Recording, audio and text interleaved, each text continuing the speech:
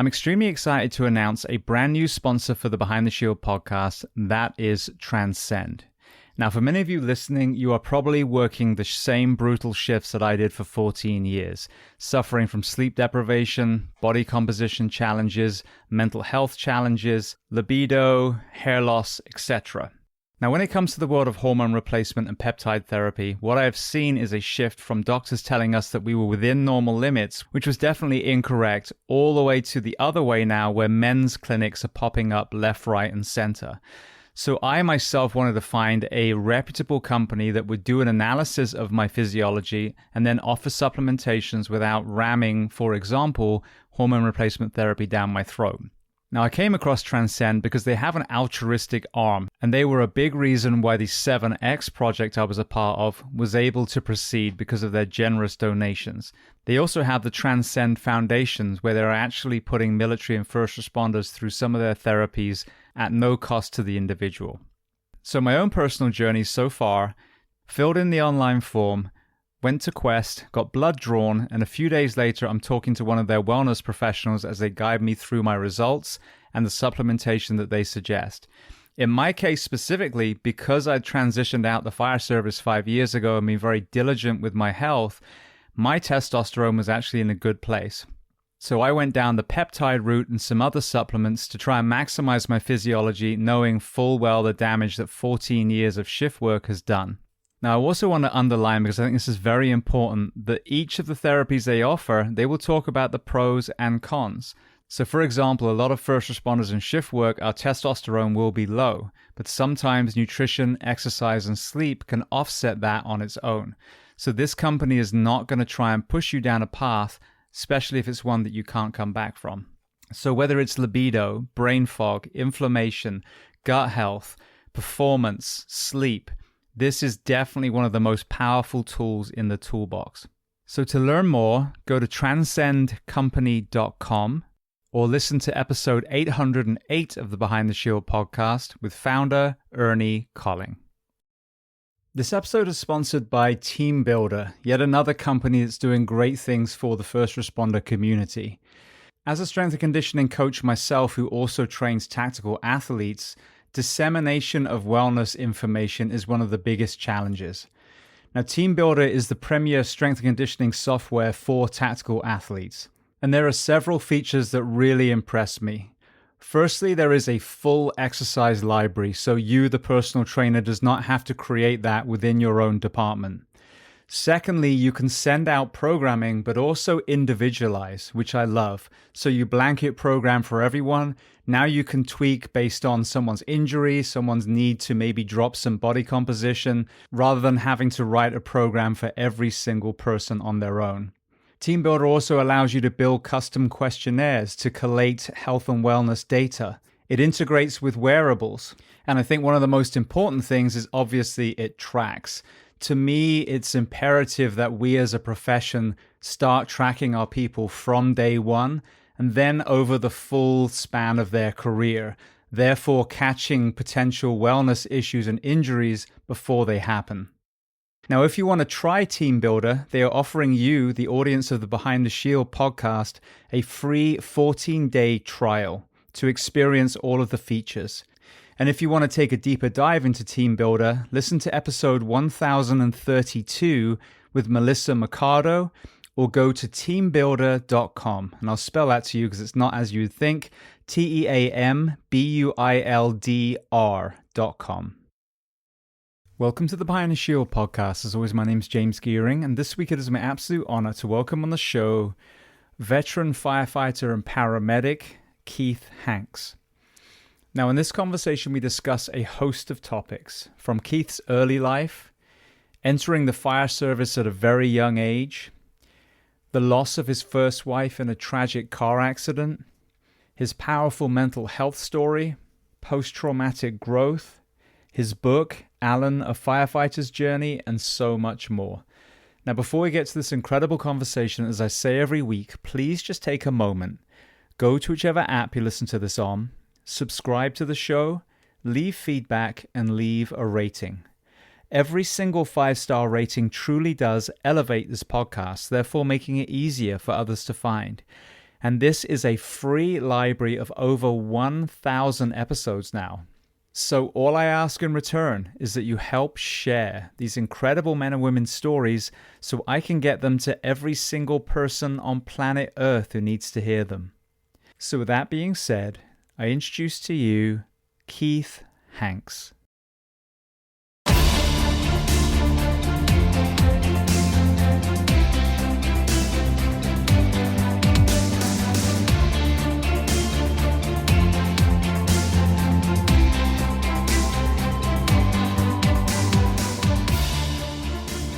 Well, Keith, I want to start by saying thank you so much for taking the time and coming on the Behind the Shield podcast today. Awesome. Thanks for having me, James. I appreciate it. I'm looking forward to our conversation. So where on planet Earth are we finding you this afternoon? Well, this afternoon, I am home in the little borough of Jaffrey, New Hampshire, which if you look at a map and you look up the second most hiked mountain in the world, Mount Monadnock, I live 2 miles from the base of it. Is that something that you hike a lot yourself then? I have not undertaken that task. It is supposedly a very tough hike, which is why it's the second most hiked in the world. I do hike mountains. I do hike, outdoor trails and stuff, but I have not undertaken that yet, but it is on my to-do list. Gotcha. All right. Well, let's start at the very beginning of your timeline then. So tell me where you were born and tell me a little bit about your family dynamic, what your parents did, how many siblings. Awesome. So to start with, I was born down in Massachusetts, not far from where I reside now. In a smaller town, a medium-sized town, probably about 8,000 people. My family comes from a very long line of firefighting and military roots, in particular my mother's side, where I could trace back the firefighting roots to 1875. So there's been at least one member of my family on the job since then, and then military goes back as far as Civil War on both sides of my family. So grew up as an only child.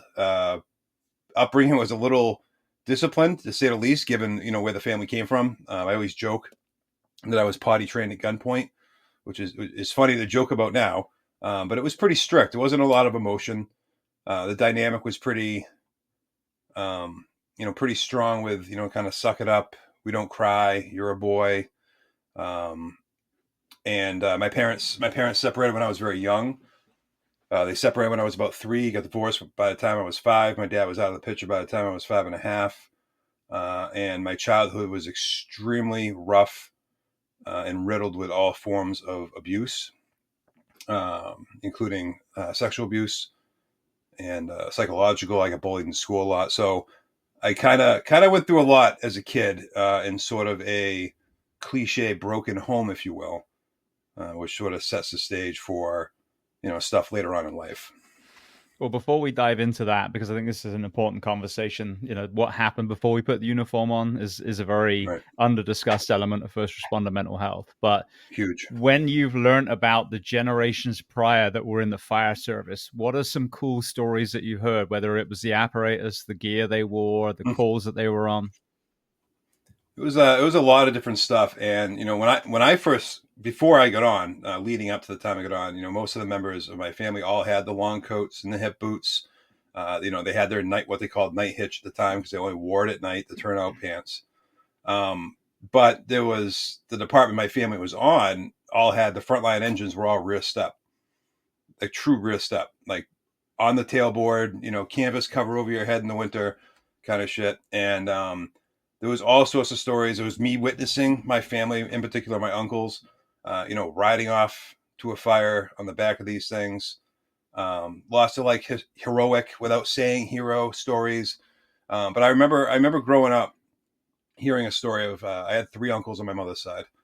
One of my uncles, my eldest uncle Chucky, who was on the job in the mid to late 70s.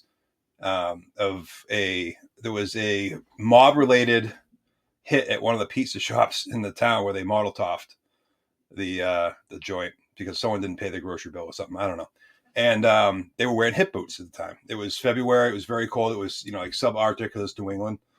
And he ended up getting water in his boot, which back then, anyone who's ever wore hip boots, those things you could put a fish tank in them. And they would retain water as much as repel water from the outside. And he ended up almost losing his leg because of it. And I was always so just kind of blown away. I don't know why. Even to this day, I don't know why, but I was always so blown away by like this story of like, hey, you went to fight a fire and your boot filled up with water and you almost lost your leg just fighting a fire. It was always one of those things that I held on to. And then when I got on, um, my frontline gear was obviously bunker pants and a long coat, but my secondary backup was a pair of hip boots. And because I got on in '96, and the department was still using those, and so I was always leery in the winter months when I had to wear those hip boots, being like, okay, don't get any fucking water in these boots. Don't want to end up like the family, Don't need to repeat that. It's interesting. I've touched on this a few times. It's a very unpopular conversation, but when you look at what we wear, especially the helmet, Yeah. people will say, "Oh, well, it's fire service tradition," and I say, Sure. "Bullshit! If you were truly embedded in tradition, then we'd still be using steamers pulled by horses, and you'd be wearing, you just have a big beard and a brass helmet, and you'd be running it in your business suit." If we're going that far back, there's a certain point where technology is in place where something else is just better, and I think that some of the resistance to changing our gear really is a great example of the same resistance when it comes to, for example, talking about mental health. Right. Yeah. And, I'm someone who always had, that traditional leather helmet when I was on the job. It was everyone in my family did. So I was kind of got it.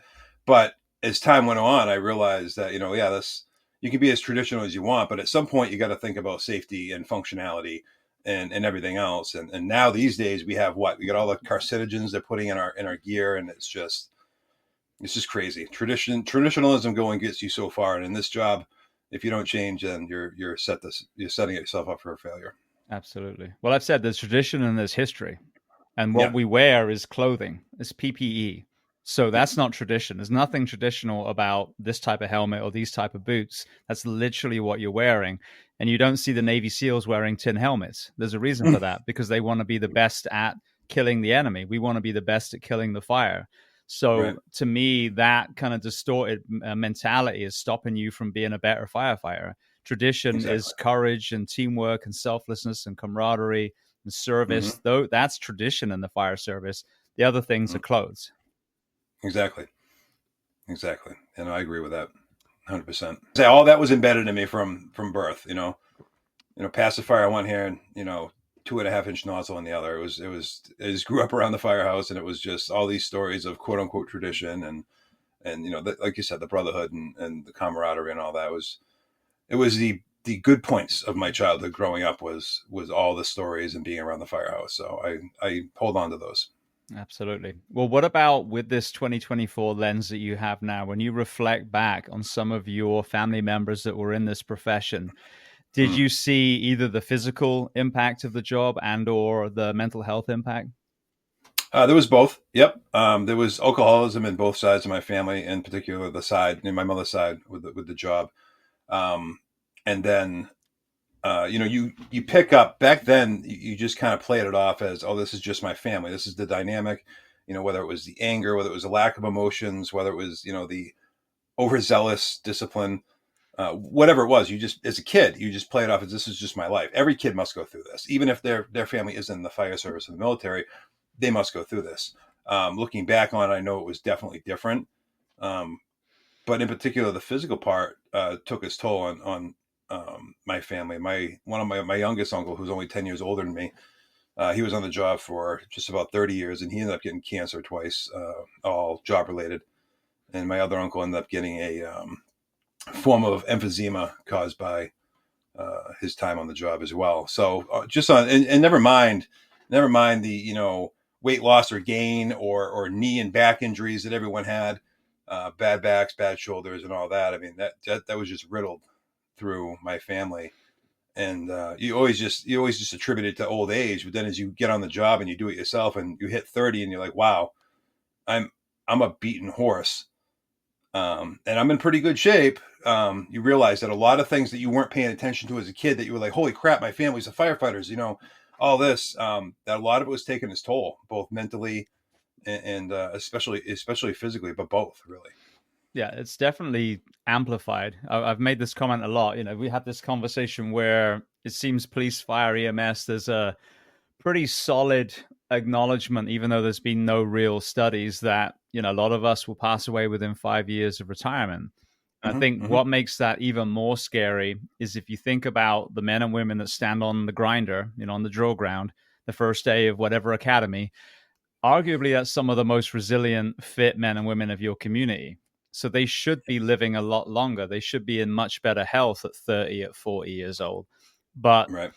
the way that we work a lot of our first responders at the moment isn't looking at performance, isn't looking at injury mitigation, isn't looking at resilience mentally and physically. Now, as we sit here, if you listen to a fitness conversation, it will be about just getting firefighters moving. If you listen to a nutrition conversation, just try and eat less fast food. And you go into a Delta team room, and they're going to be strength and conditioning and mobility and, elite performance and nutrition and supplementation. And we're so far from that, but both professions are held to the same standard. Lives depend on us. So, that shouldn't be accepted. The, two divorces and alcoholism like we joke about. We got to take a step back and go, that's not right. And at 30 years old, you shouldn't be falling apart. No, and that's something we shouldn't be handing down to the next generation. And it is most of those, that meme that's out there, with all those things. You should have IBS, 2 divorces, all this other crap.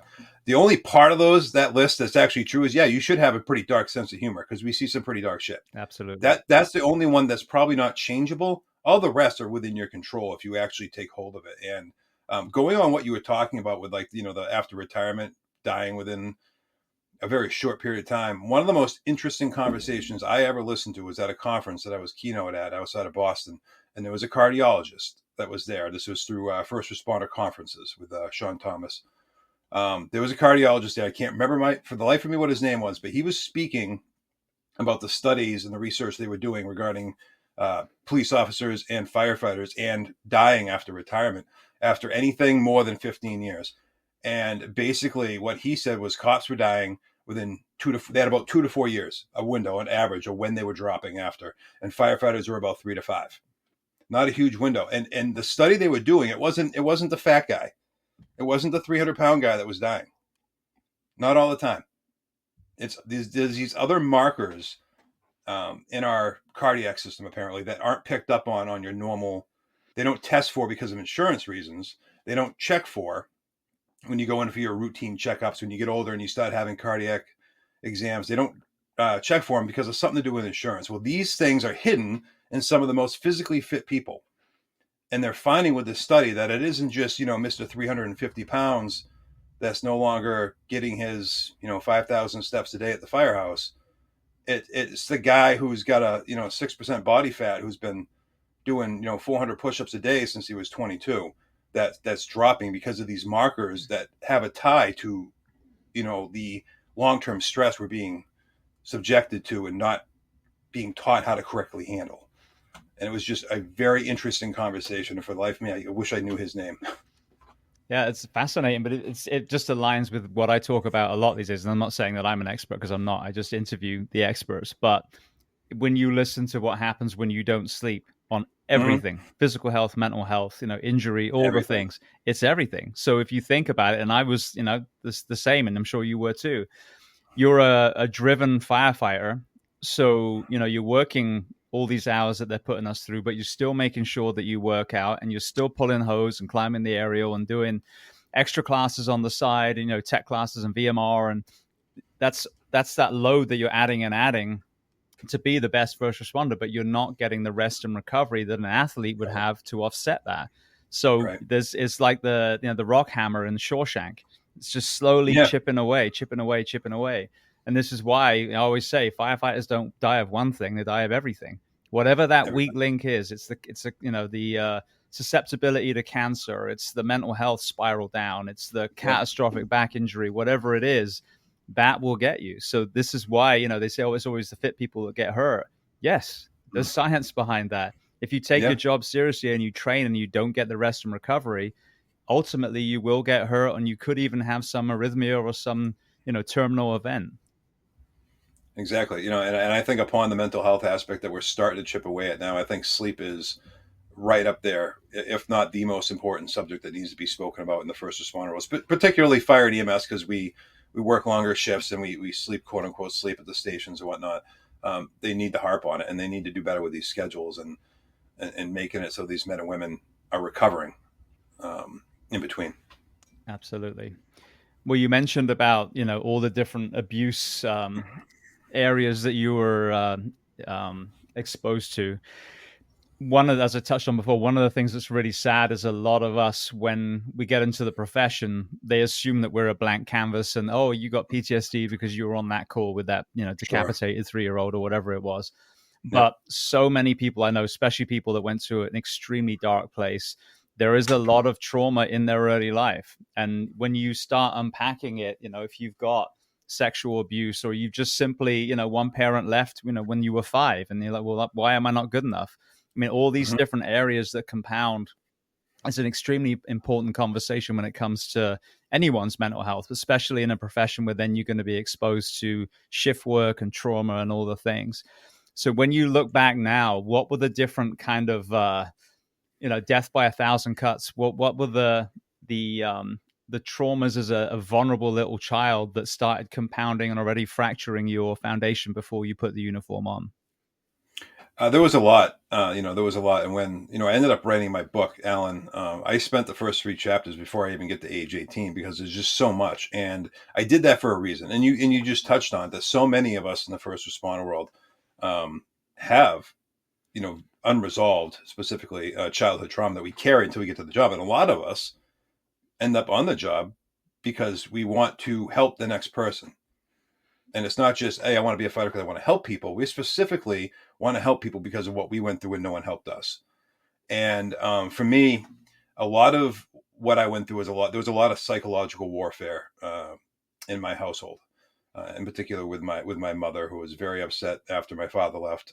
And when he left, he wasn't in the picture, didn't help out with child support. So it was a very hard time. I didn't realize it, maybe then, but obviously reflecting back, there was a lot of manipulation and almost like brainwashing going on that led to the mold that I became as a man, where I was making decisions based on the things that were done to me as a kid. And a lot of this just added up. I mean, we had, the psychological warfare that I spoke about. There was the physical abuse that was happening when I was going to school, because I was just that kid who was so beaten down from what I was going through at home that I was a target at school, to the sexual abuse and molestation and even rape that I went through by family members, which compounded just everything, which led to such unresolved guilt and shame that I carried to the job, that of course, when I get on the job and we don't have that outcome that we all want, it amplifies that guilt and shame, where so many of us find ourselves falling into like a trap. And a lot of that, not every time, but a lot of that comes back to what we go through as a kid. The unresolved stuff that we weren't allowed to talk about, that we never felt comfortable approaching another adult in our life about, that carries until we start putting on that badge every day. And then we start seeing this shit from a different perspective. And it's compounding our traumas that are sitting back there and have gone nowhere, just festering, waiting for something to give us some gasoline. And our job does that, you know? When you were going through those childhood years, when you look back, what were the coping mechanisms that you were leaning into? Were you just shoving it all down, or were there any other things that when you reflect back now, you're like, oh, okay, that was probably me trying to offload or trying to feel secure during those vulnerable times? The biggest thing for me was avoidance, and none of the coping mechanisms I had as a kid were healthy. It was the '80s. We didn't know a lot about this shit. No one was talking about it. I avoided a lot of stuff, and one of the ways I avoided was, initially I would dive into comic books. Imagination was my escape. Comic books, video games. If I could escape it, yeah, I was stuffing it down. I was stuffing it down hardcore. But if I could escape it, I could make it through the next day. Take some more, take a break, read some comics, whatever, escape. Um, but eventually, as I went into my teenage years, and I think most teenagers, eventually get involved in alcohol. I think, for the most part, we all go to parties. But I was drinking quite a bit as a 15 plus year old, and I was doing it because it helped me not feel things. It pushed the memories. It made the memories blurry, so they weren't right here all the time, causing me to have nightmares every single night.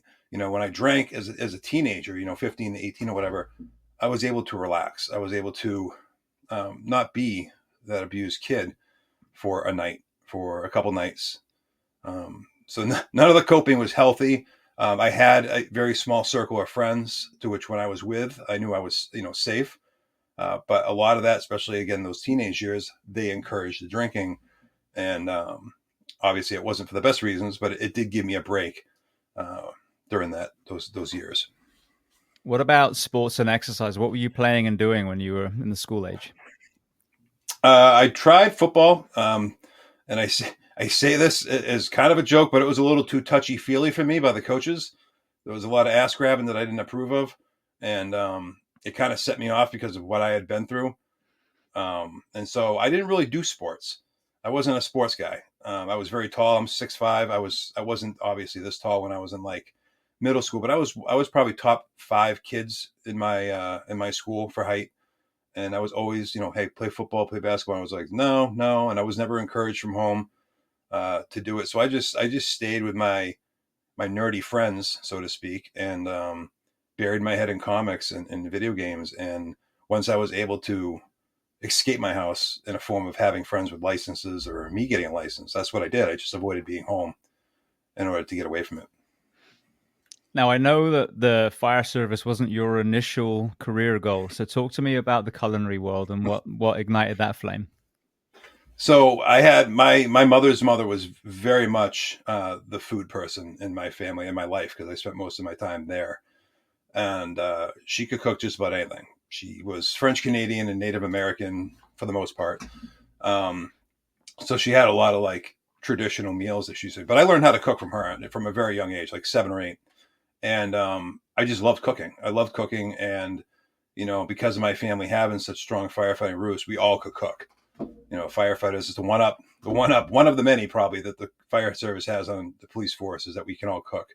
And I just loved it. And so when I was in high school, I wanted to go to like Johnson and Wales. I wanted to be a chef. But I knew because of my family, because nothing was ever really supported outside of what everyone in the family had always done. And it was strongly encouraged not to go too far from the nest, that I knew I wasn't going to be able to do it. I wasn't going to be supported. And so I never actually tried to do it. And so I ended up I got on the job while I was a senior in high school. I got on the on-call side.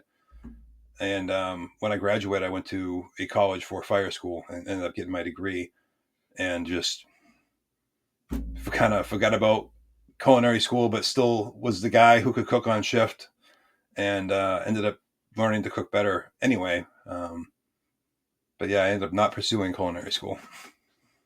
When I went to my first department in Hialeah, there was a guy in my higher class that I think he was a chef before, and he was so good that we'd get calls and they'd leave him at the station to carry on cooking. And I was like, all right, I'm going to make sure I can cook, because I could cook a little bit, but I'm never going to be so good that I miss a fire. So there was a happy medium there. Yeah, there's definitely a competition when it comes to meals too. Who can make the best spaghetti sauce? Who can make the best chicken? Whatever, cordon bleu, whatever it is. There's always a friendly at times competition once you can learn to cook and it's known that you can cook, between the shifts and the different, whether it be the different shifts or the different people on the shifts. There's always that competition, which was fun. Absolutely. Well, then you've obviously got this multi-generational exposure to the fire service. Talk to me about the road into it yourself, and were there any kind of aha moments at the front door, perception versus you actually experiencing it yourself? Yeah, I mean, it was definitely a perception of the job, but again, my family didn't sugarcoat shit.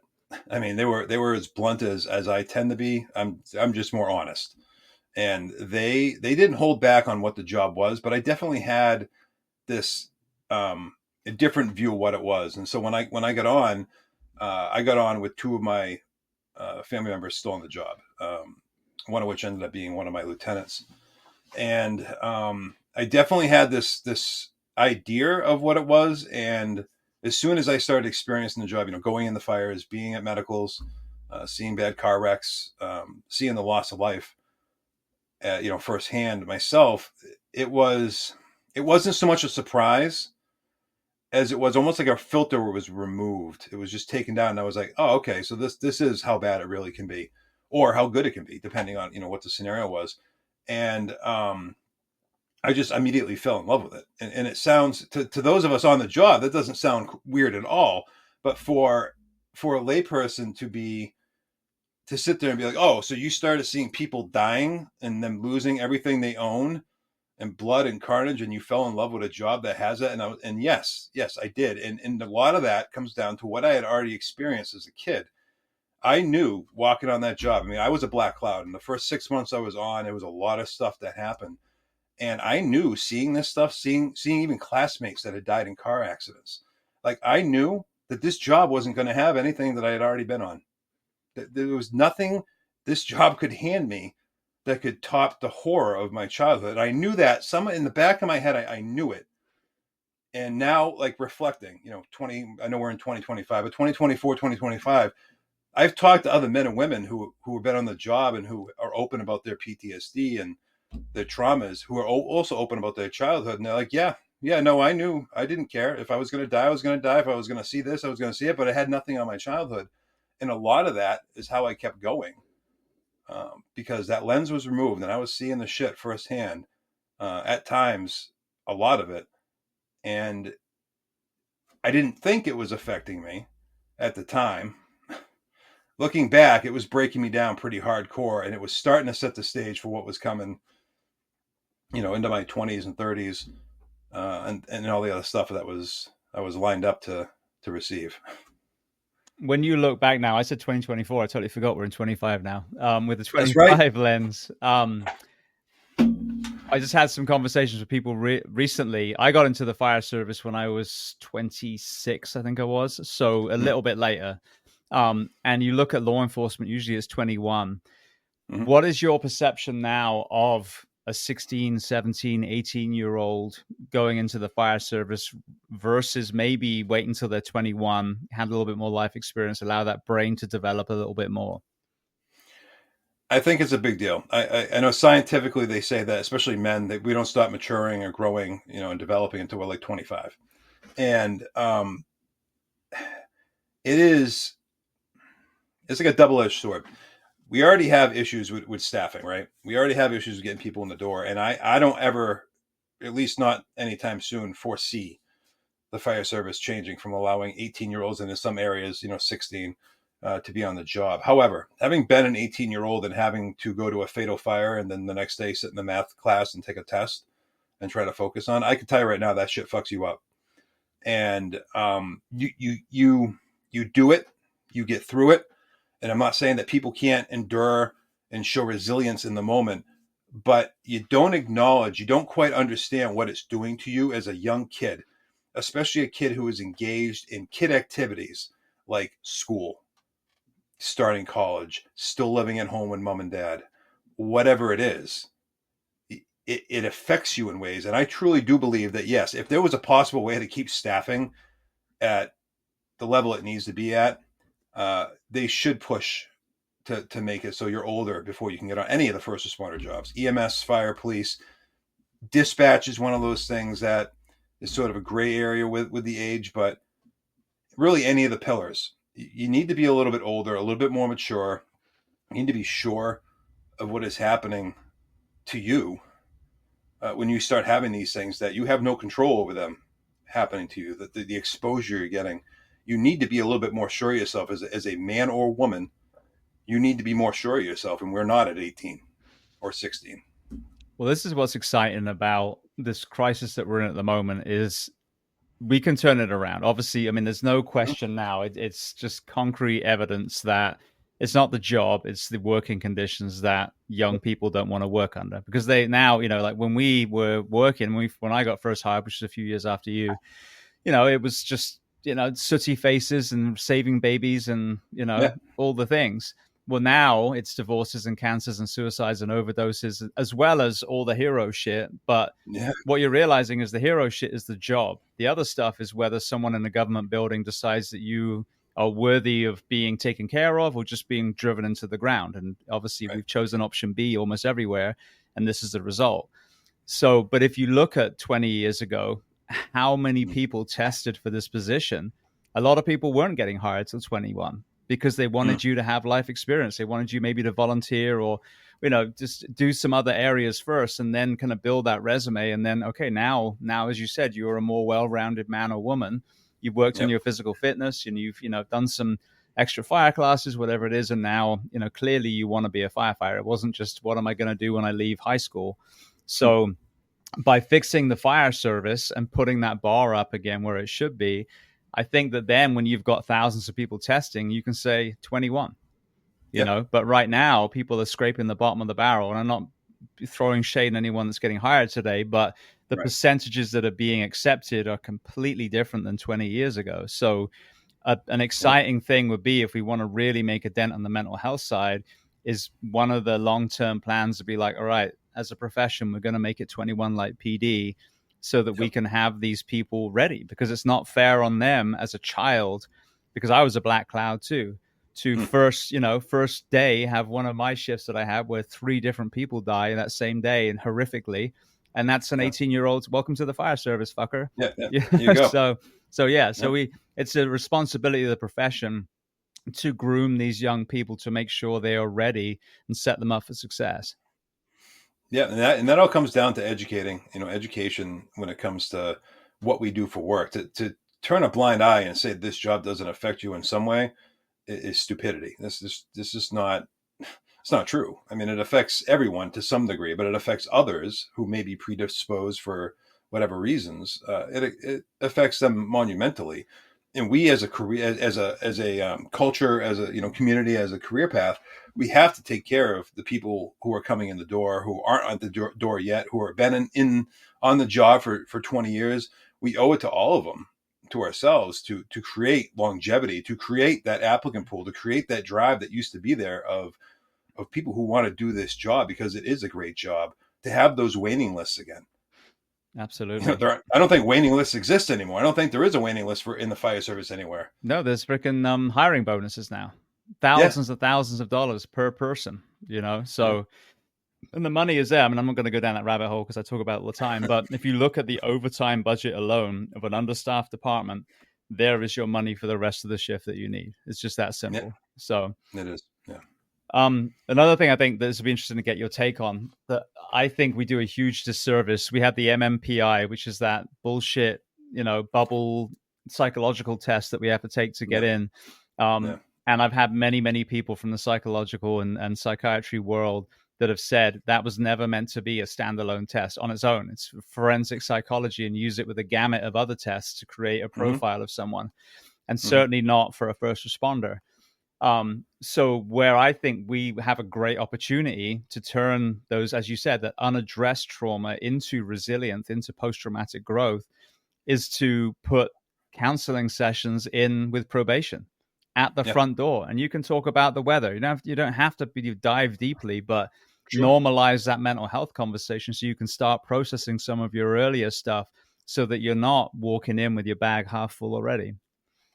Which is the case. And honestly, it should be so encouraged to discuss, your mental health, your past, whatever it is, because in no way do I feel that anyone who's already got a bag, half full, 3/4 full of trauma rocks, they're carrying around when they walk in that firehouse door or whatever.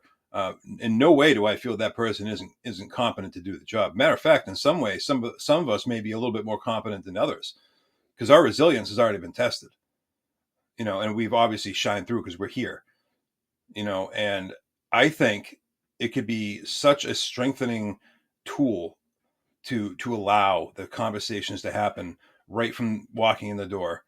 Where have you been? What have you been through? What is it that makes you tick? What ticks you off? What is it?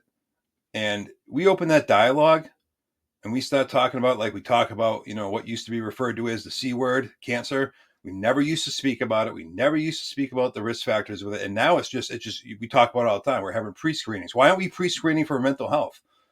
Why aren't we given the tools and the resources that are out there? By the way, the resources have been out there for like 30 or 40 years, but the first responder community just hasn't been using them. And now there's so many more. There's so many different modalities. Why aren't we showing these people and making these opportunities available to them so they can strengthen their career, their self, their soul, their mental and physical health right from the get-go, from age 21 or 18 or 25, whatever it is? Why can't we make these available? That should be like priority number one. Absolutely. Yeah, and screening not to eliminate someone, screening to Right. discover where you can help them grow. Yeah. Where are your strengths? Because in some ways, trauma can be a strength. I know it's always this taboo thing. You see the memes where trauma didn't make me stronger. That's bullshit. Trauma did make me stronger. It made me able to handle so many things that I didn't realize I was handling until I got a handle on it. And then I used my trauma against itself. You know? Absolutely. Well, an interesting kind of observation that one of my friends made, who had childhood sexual abuse, went into the military first and went into the fire service. But he said the busyness of the job kept his mind away from thinking Mm-hmm. about the things. And so when the job became less interesting around the 10-year mark was when he Mm-hmm. had his relapse yet again. It was a very, very deep one that almost cost him his life. Talk to me about this journey in. Did the excitement, the adrenaline, the hours of the fire service kind of act as a buffer for what was simmering underneath? For sure. And I think I worked for the fire department I was on was a smaller department in this scheme of calls per day, we'll say.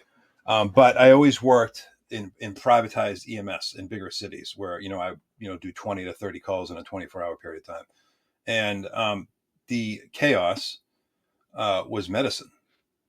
It was actually my junk. It was my heroin, my whatever I was you know pumping into my veins, if you will, to get through. And it worked well for a long time. And it wasn't until I hit about 30, which would have been about 12 years in, that the chaos, the addiction to the chaos, started to not work as well. And that's when I fell back into using alcohol or finding other means to create chaos that wasn't existing, in my personal life, especially, but even on the job, um, risk taking, doing things on the job that aren't necessary to the job or the task at hand that put me in danger because it gave me that chaos, it gave me that threat that I thrived in because I was starting to lose it from the routine shit on the job where like going out the door, 15 times a day just wasn't cutting the mustard anymore. It wasn't enough anymore. And I needed something. And it was around that time that, I started thinking more of an escape. And I had already had a few suicide attempts up to that point, but I realized around 30, my mind was pretty much staying right there. That if something didn't change, if I didn't get some sort of fix with this chaos, if I couldn't keep the chaos coming, because I didn't know there was help, I didn't know I could fix this. If I couldn't keep the chaos coming, I was going to have to leave. I was going to have to check out. I was going to have to punch my own ticket again. I was going to have to try to. And that right around age 30 is when that really started to happen, and that was like 12 years in. One of my military guests made a point a while ago now, and it was really interesting. Like some of those heroic actions that you hear at war, was that blatant courage, or was it someone that had got to that point where they perceived the value of their own life to be extremely low, and so it made the decision, I don't care if I get hit by these bullets, I'm just going anyway? And in some of those incidences they were successful as far as killing the enemy. And I thought that was Yep. really interesting because there's going to, at times, I'm sure it's just blatant courage and the person was terrified and they did it anyway. But if you are at that point where you just don't value your own life anymore, that could also be seen as an act of courage, though really it's a mental health crisis. It is, and it was definitely specifically the EMS jobs I worked in. Some of the inner cities up here in Massachusetts were pretty dangerous. One city in particular was known for a lot of gang violence, and there was definitely times, as this chaos was thinning out, that I would put myself. I was getting myself into situations that I could have been killed, and I didn't. It wasn't even that I didn't care, but it gave me that. It gave me that pump of adrenaline. It gave me that drive to stick around another day. But I was not only putting myself in danger, I was possibly putting my partner in danger, patients, other bystanders, whatever it would be. And yeah, there are times of heroism, sure. Just, you're scared stiff, but you do it anyway. But I believe, just from my own journey and what I've talked about with other people over the last whatever many years, that we push that envelope and we take those chances to get that fix that we need to give us the reason to stay here when it starts to wear off in the regular routine ways.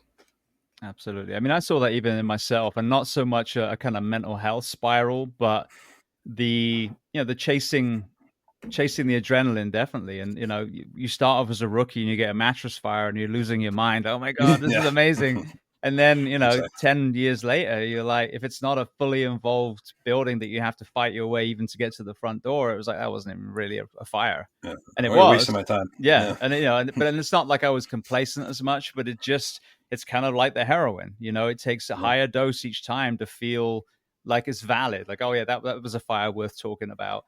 Whereas, Right. room and contents fire as a rookie would have blown your mind, and it's still a fire. And in that situation, you get to save the rest of the house. But Sure. no, I need to fight my way there and make entry. And it's, my eyes are burning through my mask. Oh, that was a real fire. But no. Yeah. Now you're starting to dance a little bit too far on the other side. Yeah. Yeah. And I think it happens. And I think the more people that start talking about this, the more we're going to hear that people can concur with what I just said. Absolutely. Well, I want to kind of roll time back a little bit because I heard you talking on the Hope Behind the Badge podcast. I think it was an Irish host and an American. Yep. Great conversation, great podcast, by the way. But you mentioned about is it losing a girlfriend in a car crash when you my first wife. My first wife. Yep. Okay, so I mean, again, huge trauma. So talk to me about that event and then the ripple effect of that. Yeah, so that happened when I was 24, when my first wife died in a car accident in which I was driving. I was driving the vehicle at that time. We had another couple with us, and both me and the other, my friend who was him and his wife were in the car. We were both in the job, obviously, and you have the trauma of losing your wife, and we had me and Heather was her name. We had 2 young children. My son at the time was 2. And his sister was 10 months old. Oof. So you have the trauma of the accident. You have the trauma of losing your wife. You have the trauma of trying to then become a single father and trying to explain to your kids where their mother is or isn't. But then you have the twisted part that people didn't think about, and it never got taken into the equation initially with some of my early on therapy, is the association between that incident and what I do for work. And how every time for years, I would show up, not just the car accidents, but mainly car accidents, with a predisposition mentally of what I felt was going to happen or what I felt needed to happen, or the association I made to my own life event. And it changed my, I would say, both sympathy and empathy quite a bit after that night, because I wasn't getting the help I needed, even though I went to a grief counselor and got referred to a group grief session, which was a big mistake, by the way, because I walked into a room and there was a bunch of 80-year-old men who just lost their wives because of old age. And I walk in at 24 and they're like, well, fuck.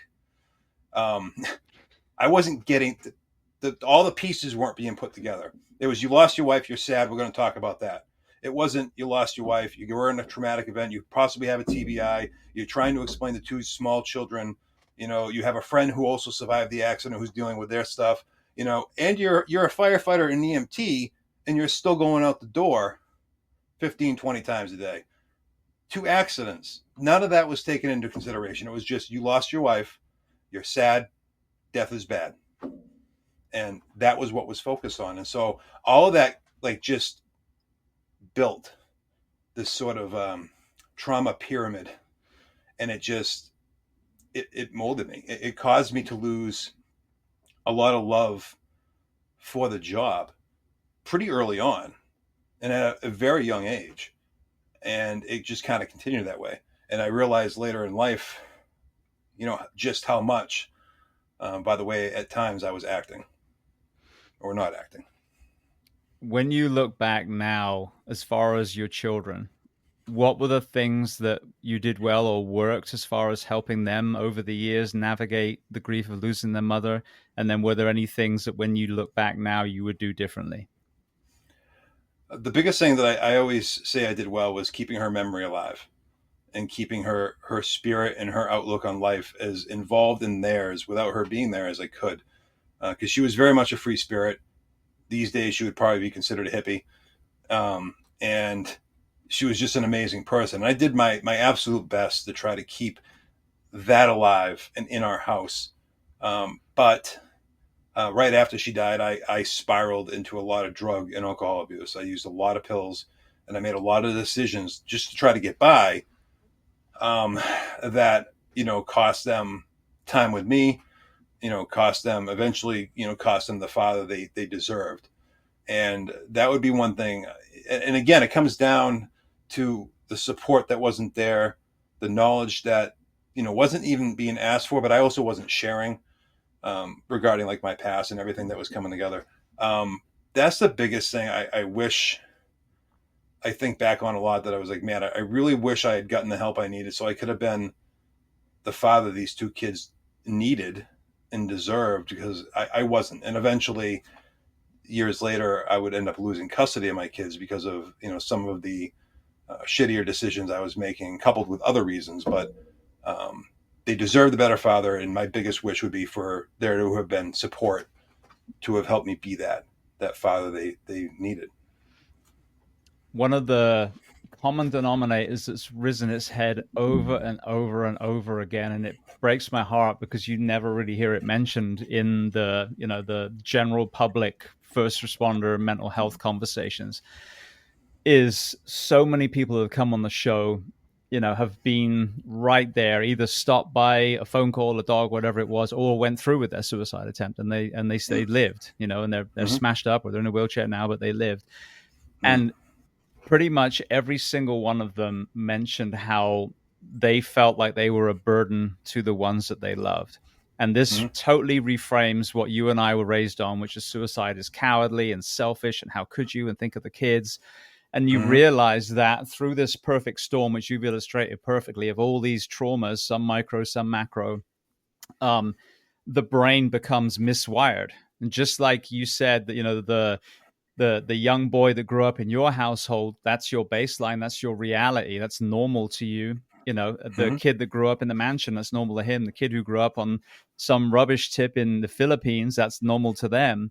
The brain slowly starts being miswired and distorted, and the reality, this voice, is convincing them to their heart that they are the problem, and if they just weren't here anymore, their family would be happier, their wife, their husband, their Yep. children, whatever it was.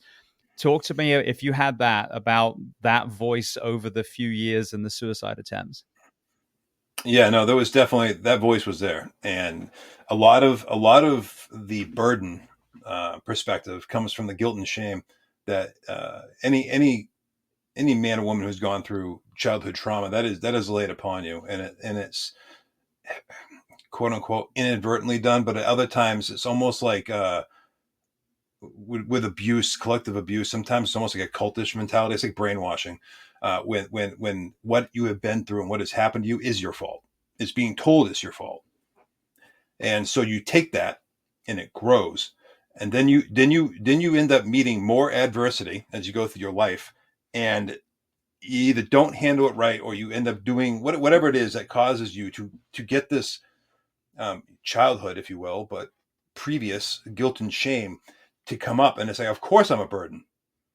Of course, everything that I do, I keep reacting incorrectly. I have to be a burden. Why would anyone care about where I'm at? I have to be, because at one point I was told this is my fault. This happened because of you. So I'm going to carry that. And so I'm going to have this mentality that I am going to be a burden, and my family will be better off if I'm not here, because I'm causing so much pain. I'm causing so much misery, stress in my family. They're constantly worried about me, or they don't want anything to do with me. So maybe if I'm not here, I won't be a burden to them, and maybe they'll get along better without me. And you think this, and you get convinced of this, and it isn't what, the misnomer used to be, that this is, you don't think of anyone but yourself, and that you're selfish if you end your life. Because I can tell you, at least the last time, my last attempt, all I thought about was my children and my wife. It's the only thing that flashed in my head, was them being better off without me. And it's a big misnomer. And once we can conquer that hurdle and start getting people to feel comfortable about talking about how guilty and how shameful they feel over what they're going through and allowing them to know that they're not alone in that, that is like the mindset that leads to suicide attempts. Once we can start getting over that hurdle is when we really start saving lives. When we open that dialogue where it's not just, hey, reach out if you're sad. It's, hey, I know I can reach out when I'm sad. Not being told to reach out. I know I can. Absolutely. Well, I mean, thank you for sharing that, because I think this is to me the big red flag. This needs to be front and center on the posters and in the conversations, because like you said, oh, there's a number on the poster, just go call it if you're having Sure. problems, or my door's always open, or call me if if you need me, bro. But Right. the reality is, I think if you could get people to realize that when that voice starts chirping away that you're a burden, that is your sign. Because you think about what people used to say, well, think about your wife, think about your kids. That's just kind of driving the nail into the coffin if they're in that mindset at that moment. But Yeah. getting people to look in the mirror and go, shit, I'm at this point they talked about, where my brain's starting to kind of lie to me. I do need to pick up the phone. I do need to ask for help. And I think for us in conversation around the firehouse table, in your family home, whatever it is, do you feel like a burden? Are you guilty about, do you feel like you're hurting your family? Whatever it is, that's a huge question that will bring that flag up. And this is pre-crisis, hopefully. So they're just entering this realm, and you can grab them before they get to that point that we've heard so many times, where they're in some forest somewhere with a pistol, or the edge of their bed with a bottle of pills, or whatever the scenario is. But it's, I mean, so often, I think actually, if I'm not mistaken, Boston just had a firefighter suicide. It's always hard because you got to figure out the wording, like, was this a suicide? But Yeah. usually Yep. when they died suddenly, as we all know, it's an OD or a suicide. So I believe that's what it was. Yeah. Yeah. And I think once we get that dialogue where the education's in place, where we're like, hey, these are the warning signs of whatever, and this is quote unquote normal when you've been through traumas to have guilt and shame. Once you start considering yourself a burden, this is what needs to happen. Once people know that they're like, hey, I'm starting to feel like I'm a burden, this guilt and shame is getting unbearable, I know I can reach out to this person, or I know I can tell my captain, I can tell my chief, I can tell human resource, whatever it is. I know I can do it. That's when we're going to start saving lives. And it's not going to happen while everyone's going around chanting, please reach out. We have to change it. We have to change this to this normal conversation, because mental health is everyone's health. It Absolutely. is. Everyone has mental health. Well, I can tell you that because people think I have a mental health podcast. I don't. I have a Yeah, health right. podcast. It's just that Yeah. everyone that I talk to, and they could be, I've had people like Dan John's a good example, strength and conditioning coach. So we Yeah. thought we were going to talk about bench press and deadlift, and 45 minutes we talked about the multi-generational trauma in his family, Yeah. because he's a human being first and a strength coach second. So everyone has mental health, as you said. We're all human. And that's something, even as first responders, we need to realize, and we have to put that up front, is we are all human. We are just as susceptible to the shit we go and respond to ourselves. So everyone we go and help, we can go through that. And some of us are. We need to acknowledge that. We're human first. 100%.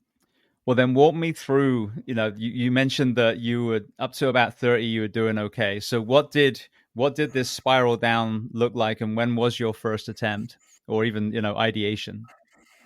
So my first attempt was when I was 13. Oh, wow. So we're going way Yeah, back. that was, yeah, way back. And then I never had another one after that until after, my first wife died when I was 24. I had a few incidents with overdoses via pills. And then I even keeled. I sort of status quoed and made it until 30. And then I started showing sort of signs of, the two jobs I was working, 80, 90 hours a week, trying to balance, raising my kids with now my parents. We all decided to move in. So now I'm living back with my parents again, which is something I don't advise anyone to do once you hit 30. Um, and, so there's a lot of different opinions on how to raise kids, and I'm trying to balance everything. I'm going to medic school. I'm doing all these crazy things, and I'm just overloading myself because that chaos thing, right? Trying to get it all there, trying to just, keep the head above water. And I just started breaking down. And then, things happened where, I was deemed unfit as a parent. I lost custody of my kids, and that was just 2010 into 2011 when I was about 31, 32. I hit what I would call probably my first rock bottom. And just, I lost sort of that drive to keep pushing for whatever the reasons were. And I ended up having 2 more suicide attempts involving drugs and overdosing, and one of which I ended up having to be my own department responded to. So I had people I had been on the job with who had to deal with me being unconscious on my own bathroom floor. And once you have that happen, the cat kind of comes out of the bag, and a lot of things change. I started getting treated differently because of it, because we weren't talking about trauma, we weren't talking about PTSD in the fire service, and that didn't help. Because then I started getting limited with what I was doing. I started getting removed from positions I was in, i.e., I was a training officer, and I started being less involved with trainings, and all this just kind of, chipped away. And eventually, I left that department, went to a different department, stayed working private EMS, and just tried to keep my head out of water while trying to see my 2 older kids and trying to fix my life. This is, I see, where so much damage was done, especially, back in the day. And I think some of those toxic departments that's still hanging on to that old mentality are still doing it today. If you had a guy that you hired who was an absolute shitbag from day one, and 10, 15, 20 years, he's a shitbag, you're like, okay, again, if you're really being compassionate, then obviously he's got some stuff going on from his early life. And Sure. but maybe he wasn't meant to be in the fire department in the first place, or at least at that point. But more often than not, you get someone who was a great firefighter the first 5, 10 years, and then they start spiraling down.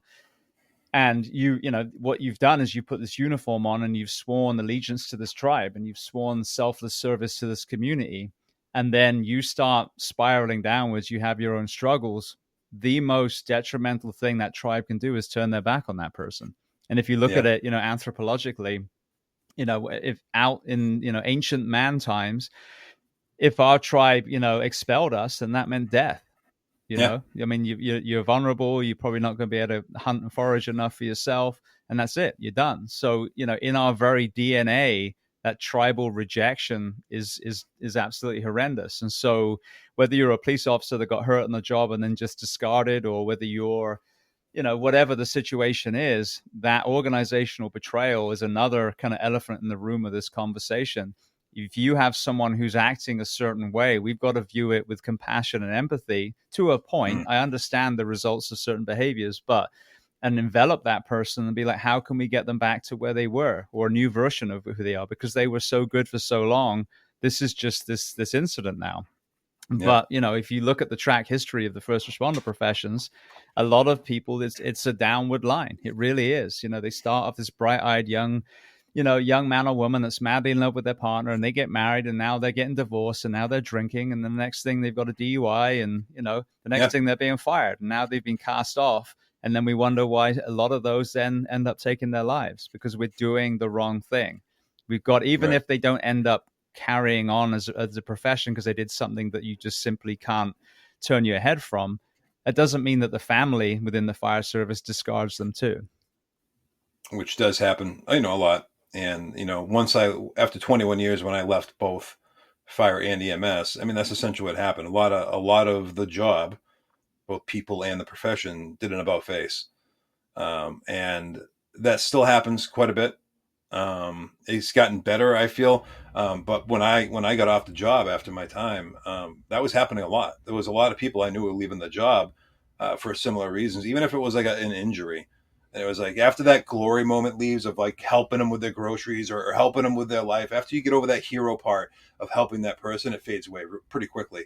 The camaraderie goes away, and that person isn't here anymore. We don't owe it to them anymore, whatever it is. And that needs to stop, because a lot of what is happening is because of what the job has done and how we haven't done a good job at resolving these things. And once that person is part of this lifestyle, this job, this career, once they're an employee, we owe it to help them become stronger and resolve all their issues, whether they have something to do with the job or not, because the job is going to manifest them and make them worse. We owe it to that person to help them heal. And hopefully at some point that turns around and starts happening. Absolutely. I've said this a lot. There's no VA for the first responders. Even though the VA isn't your particular army unit, for example, it's still part of that family that says, we'll take care of you after your service. The problem Mm-hmm. is in our profession, the bay door closes down behind you the last time.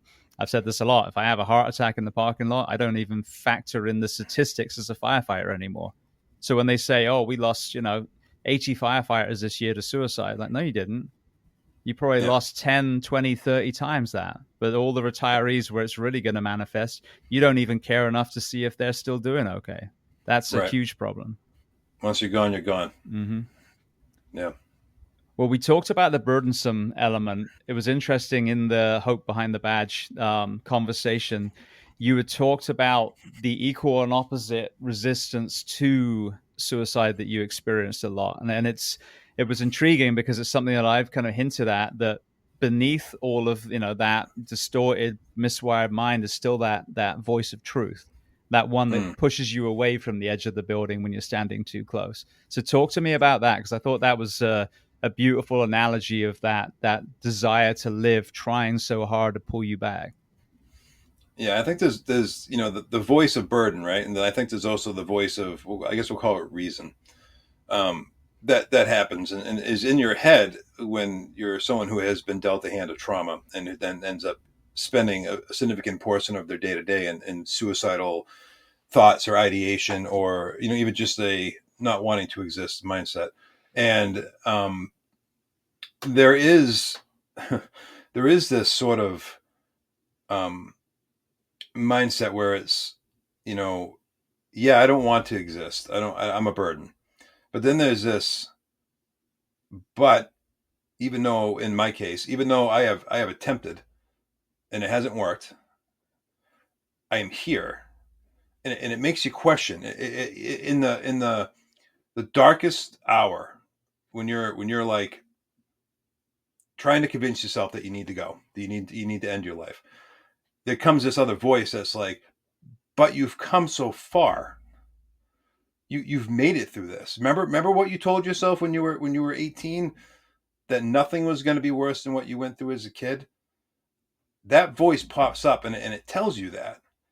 And I think people have a misnomer that, someone thinks of suicide once and that's when they have their attempt.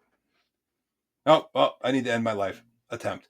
It isn't how it works. For most of us, anyone who's had any suicide attempt, more than one, whatever it is usually a buildup. It's usually a bunch of time sitting by yourself contemplating doing this, where that other voice kicks in and gets you not to do it. And there could be a plethora of reasons why you didn't. And it may not be the same one every time, it may be. But that voice pops up and it tells you. And at some point, you have to hold on to that voice, because that voice is what will keep you from having more attempts, from getting to the point where you're sitting, 70, 80 hours a week thinking about not existing anymore. That voice is your resilience. That voice is what will keep you here, which is where we all should be, and it's hard when there isn't a support network, when we're not talking about this, when we're not, when we're, oh, don't say suicide, they may do it, whatever it is. When we're not having these discussions, it's hard for someone to hold on to that voice and see that voice as their strength when no one else is talking about it, when we're not encouraging learning more about how a suicidal mind works, where it's just like people commit suicide because they think one day they're going to kill themselves. And that's the mindset. And that's not true. And anyone who has anything to do with psychology knows that's not true. And we need to bring that to our job. We shouldn't be learning more about psychology anyway, because we're a people business. We should learn more about this. We need to learn this not only for what our jobs and our duties require, but all of us are humans. All of us are co-workers, our administrators, town and city hall. We're all humans. We need to understand this better. Absolutely. 100%. One thing that really makes me sad as well, and I use the analogy of when I was younger, there will be, you go to a nightclub and you drink and you end up, kissing or more a girl who, had you been stone cold sober, you probably never would have done that with, or you get Uh-huh. into a fight because you think you're a superhero and then, you get your ass kicked, whatever it is. But, that's the kind of tongue-in-cheek scenario, but what's sad is I feel like alcohol quietens that voice of reason, which is why so often, it's the precursor to some of these suicides, because I think if they were stone cold sober, maybe that voice would have still won that night. So Yep. that being a red flag too. I mean, if you're in this kind of spiraling behavior, don't reach for the bottle, reach for the phone. And I go again, we're talking about near crisis now, but I feel like, the amplifier of the voice of burden is alcohol, the same way as Yep. it distorts your attraction to a woman or your perception of your own masculinity and ability to fight. Everything. And it's so encouraged. I mean, when I grew up in the fire service, the sun-kissed button on the soda machine was a Budweiser.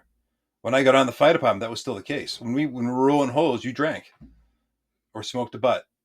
It was always encouraged, and it's so hard when it was so generationally pushed to drink to deal with the job. It's hard to break that. It's still there in pretty heavy pockets. I mean, what do guys do off shift? Where are union parties?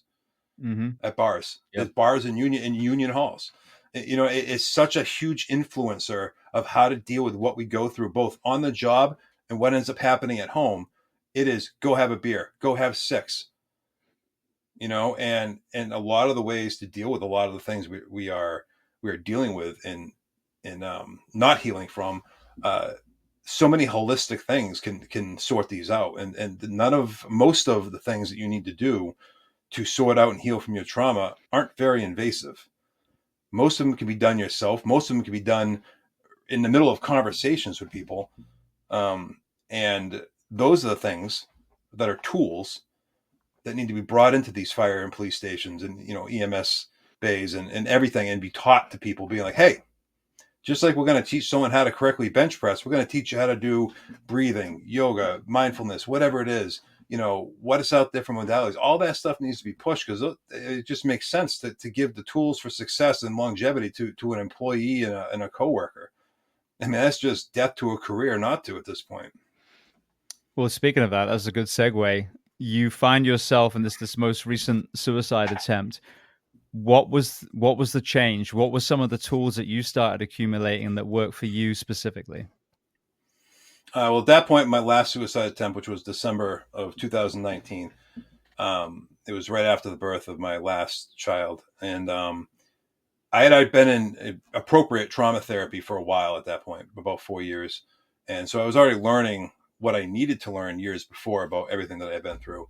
And after that attempt, I spent 2 months inpatient dealing with this. It was okay, this can't happen, because I went from having all my attempts being, involving drugs, to this last one involving a gun.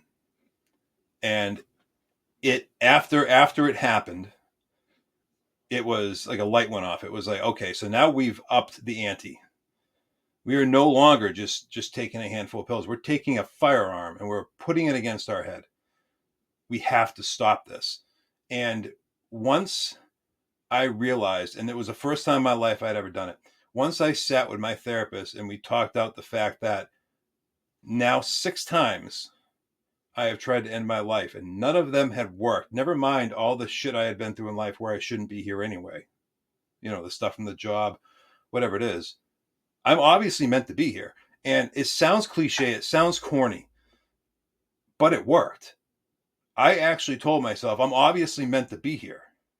And until that point, I had never said it out loud. I had never said to myself, I'm meant to be here. And at some point, when you're living this life of just down a spiral all the time, where you feel like you're a burden, or you don't feel you don't be here, if you can find a person or a situation where you can sit and be like, I'm meant to be here, it can be life altering. And ever since that day, I have been going on an uphill slope to just the things that I can do now and the things that I can get through without having to defer to past habits and behavior of self-harm or even like self-pity or going down a very dark path where I end up feeling that burden, quote unquote, has just been astronomical. And it's been because I finally sat and looked in the mirror and was like, I'm supposed to be here. What was missing, having done 4 years of trauma, having just had another child, and still finding yourself at that crisis point? it was acknowledgement of things that I refused to acknowledge. It was up until that point, I hadn't really delved into my childhood trauma. I had never said the word rape pertaining to myself, and I hadn't acknowledged other abusive parts of my life. Once I had that attempt, and I realized that all bets are off at this point. I got to do something. I acknowledged specifically the sexual abuse of my childhood, and once I did, once that was out, like out of my mouth, verbalized it. In some cases, wrote stuff down. Um, that was the catalyst. That was, hey, this happened to me, but I'm here.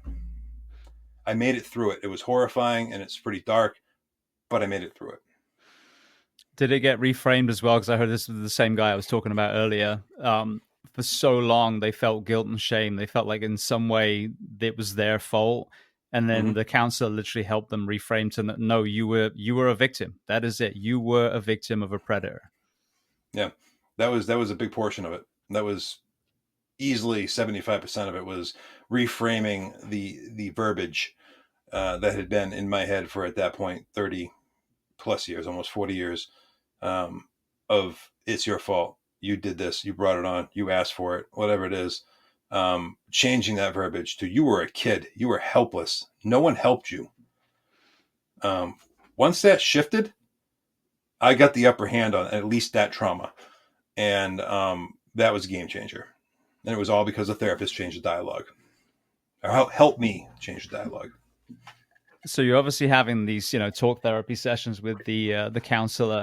Were there any other of these many tools that you hear about, EMDR, psychedelics? I mean, the whole vast toolbox that we have today available. I did do some EMDR, which for a few incidents did help. Due to the complexity of my PTSD, it hasn't always been advised just because of the way EMDR works. But later on, the biggest thing for me was mindfulness and meditation. That was the biggest thing for me, was sitting and being like, wow, I can do almost all of this myself. Breath work, all of it. Like all of that, like, ancient shit that gets played down as hocus pocus and hippie stuff was like monumental. And being able to, for me to be like, okay, I need to be in the now, because I'm somewhere 30 years from now, or 30 years before now. I can't be there. I need to be here now. And the mindfulness, the meditation, the breath work, that is what does it for me. And I've used it for, at this point, 3.5 years, and I'm trying to hone it. And that's my go-to when it comes to things, because I do it. I do it anywhere. And I push it. I talk about it. And I do it with other people who appreciate it. And I think the fire service in particular could really benefit from a mindfulness and meditation approach to what we do for our job, and becoming more aware of what our body's doing, trying to stay more in the now. And that's really one of the biggest tools I use. It's funny. I've talked about this a lot, and I've had, like breath experts on the show as well. We are one of the only professions on planet Earth where the only air we have access to is strapped to our back in an ideal environment. And yet there's never any conversation of mental state, breath work. There's a resistance to cardiovascular standards because there's no fitness standards in the fire service, not that I'm aware of, like punitive, actual real fitness standards. So everything that it takes to have a calm mind and an efficient breath is discarded or even opposed, which is insanity. Because would you do that as a diver? No, of course you wouldn't. No. And it's amazing, what it does. Because a lot of people don't understand, like, why does breath work? Well, you're going to breathe through it. And it causes physiological things that you have no control over. That's the greatest thing with any sort of breath exercise, is you don't get to decide that it's going to reset your program. You're going to do it if you do it correctly, and it's going to reset it for you. And that's one of the things I loved about it, is that it took, as much as control is a big thing with me, it took the control out of it for me, where it was like, it's going to happen anyway. If I do this, it's going to happen anyway. And now I just do it, and it resets my program, It's funny you said about the hippie word. If you look now, versus when we were little, I mean, when you were little, you talk about organic food. Like, oh, what are you, a hippie? It's like, basically you're saying, what, you don't like the people that grow your food to be in hazmat suits? Yeah, actually, I don't. I don't mind wormholes in my apples. It's fine. That means that it's not, poison. And it's the same with acupuncture and chiropractic and all these other things. The Chinese herbs, there's a reason that they've been used for a really fucking long time. It's because they work, and so Mm-hmm. now it's nice to see this kind of full circle where people are going, and I hate it, and they go, oh, well, now we've got research to back it up. You don't need your fucking research. We No. know it works because it's Yeah. maintained through these generations, the same as ayahuasca and some of these other things that now people are realizing are incredibly powerful. Well, these, especially the Central and South American tribes have been using it for millennia. So there's your Forever. evidence. But, Forever. having the humility to say ancient wisdom is ancient wisdom, finally, rather than poo-poo by science. I think it's a renaissance, and it's amazing because, like you said, what really works doesn't even cost anything. Breath work, sleep. I mean, all these things that we've, vilified for so long, that's the real superpower. Yeah. And you'd be surprised who does it. And I learned my mindfulness and meditation from a 3-tour Marine who was one of my closest friends, and this man has taken shots at other human beings, and he is the one who got me to meditate. And it's not the people you think that are doing the things they need to cope and to heal correctly long term. It's the people you may disregard as the ones doing it, because we've been there, we've been to the brink, and we know now what works, and it really needs, that knowledge needs to be shared, because there's generations coming onto the job, generations that are on it now that need these tools, and we should be passing this on. Well, even from the performance point of view, and this is a good hook for the naysayers of the breath work and the mindfulness. I had a athlete coach, Logan Gelbrick, on the show, and he was a pro baseball player. And he was talking about this flow state moment that he'd had. And he's unpacked what you need for flow state. He said, you got your 10,000 reps, you need your stress, and then you need a calm mind. Well, you think about the fire service, as obviously you progress through the fire service, your reps get more and more. Your stress is certainly there. But if you don't have that calm mind, you're not going to be able to really get in that flow for a primary search, for an extrication, for tying the right knots in a RPM system, for a rope rescue, whatever it is. So if you want to be a better firefighter, you need to fight for the rest and recovery and the sleep and the shifts that actually support you. And you need to use mindfulness and breath work, because on the way to that pediatric cardiac arrest, you need to get your alarm state down so that you can critically think and hopefully do the right things for the baby. Yeah. And I think back now, and the 2025 brain that we're talking about, and I think back to a class I took, probably 14 years ago now, through the fire academy. And it was this like rescue breathing for like when you run low on your air tank, if you're trapped or something like that, how to reserve. And it was, I forget what the name of it was, but anyway, the instructor was like, all right, so before we even go out to the drill yard, before we leave this classroom, we're all going to do this breathing technique. And this was, 2010, maybe even before that, before we were even talking about, it wasn't a trauma class. It was, we're going to get ourselves right here, right now. We're going to baseline ourselves. And I always think back to that with now what I do, and remembering what I felt like when I did this the first time I ever did a breathing technique for a fire class on how to survive if you ever become trapped with minimal air in a tank.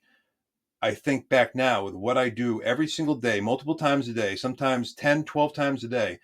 I do what this instructor was teaching us to do to get us to a spot where we could control our breathing to survive. And you have to breathe to survive. And it can be applied to mental health, overall physical health, all of it.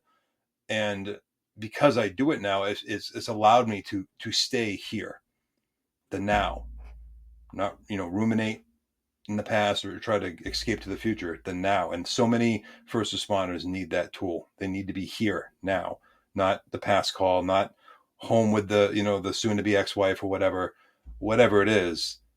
They need to be in the now. And that's one of those tools that can do it. Absolutely. Well, I've said this a lot on the show recently, and it was funny because on my Facebook memories, it popped up. I started a Facebook page 8 years ago called the Dark Side Project. And what I wanted to do was just start the conversations, whether you were doing fine. If you're doing fine, then, what are the tools that you're using? If you're struggling, and I had people literally in tears on their bed, they didn't even get out of bed that day, and they did a video. So it was amazing. And everyone, the people that put videos up were extremely courageous. But I started, the very first one was me, and I said, and I have PTSD. Now that was what we called everything back then. Now, fast Sure. forward, what I realized is I have, pieces of moral injury, absolutely, Yep. throughout my career, but PTSD, no. Um, but where I feel like the conversation is kind of caught its trousers leg, if you like, is on the whole smash the stigma conversation. And it's a Yeah. very doomy, gloomy kind of chat a lot of times. Where I think there's so much value is the hope of post-traumatic growth. And as you mentioned Yes. earlier in this conversation, the trauma that a lot of us have experienced, the struggles when we were younger, if processed, I truly believe becomes strength. It becomes resilience. It forges empathy. It's shared suffering. So talk to me about, as you're going on this healing journey, did you start to kind of formulate a 2.0 version of yourself on the other end of the kind of crucible?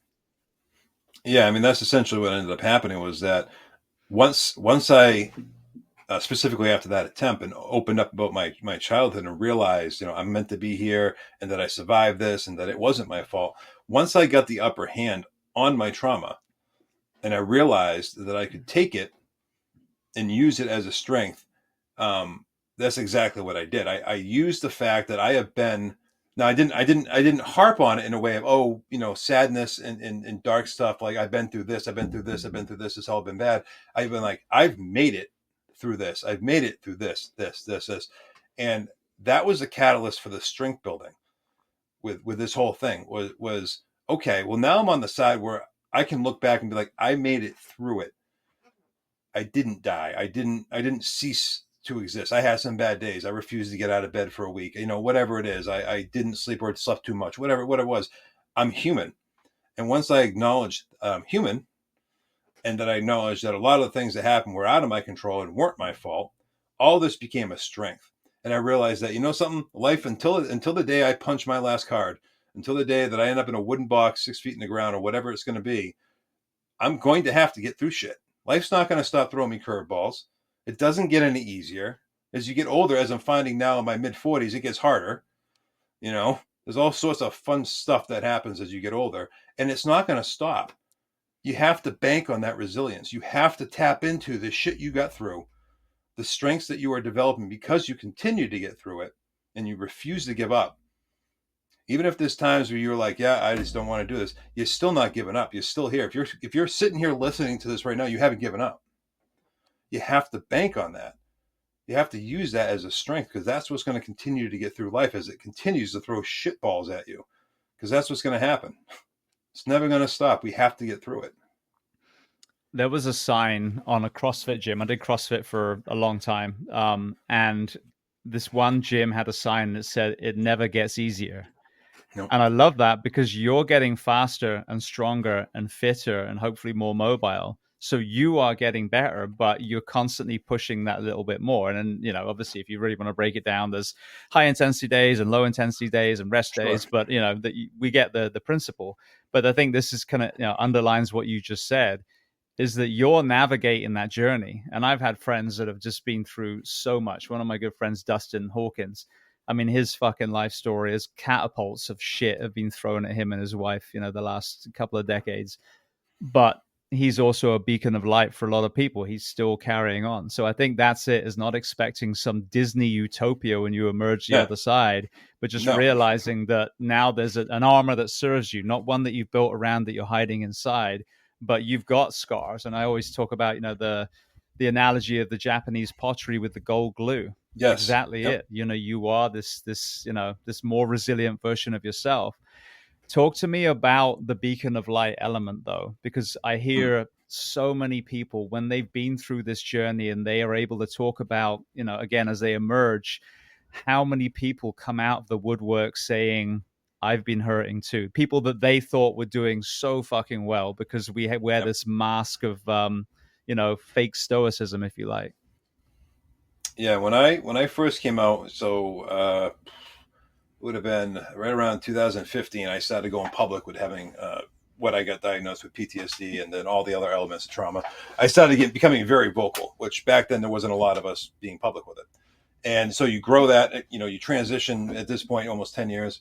And over the years, when you start getting people who on their own approach you and they're like, "Hey, man, I really appreciate that your giant ass is out there saying that you've had struggles, um, and that you haven't always made the right decisions, and that you've lost a lot, and blah blah blah blah blah." Once you start hearing other people, it causes you, yeah, sure, there's the beacon of hope thing, and you're like, okay, I'm a lighthouse for people. That's great.